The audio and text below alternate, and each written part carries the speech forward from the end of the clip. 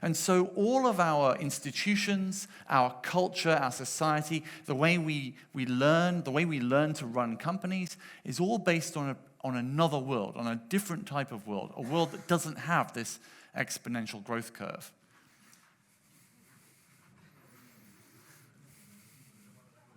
Somebody is going to have to make this into code and embed this in the next generation of Teslas,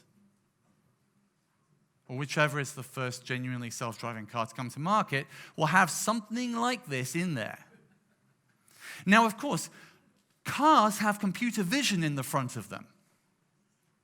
So that computer vision will recognize whether it's a boy or a girl or whatever, but will also recognize faces. So you can easily have a situation where it says, swerve out of the way of small children and nuns, but if you recognize the face as a criminal, hit the criminal. That's fine.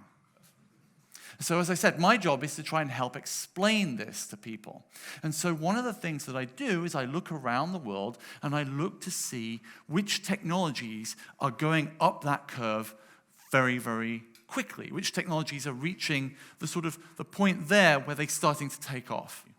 Now, many people are very scared of these devices because they think they're listening all the time and sending a recording of everything that's happening in the room back to Amazon or back to Google. Now, they are not doing this.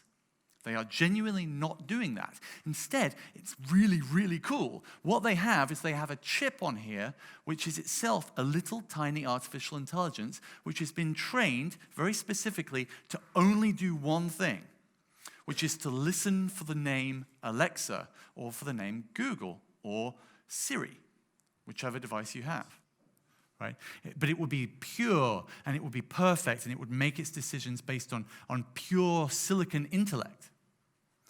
But what we found was that when they turned it on, because it had been trained with data that had been produced by humans, the data itself was fundamentally flawed.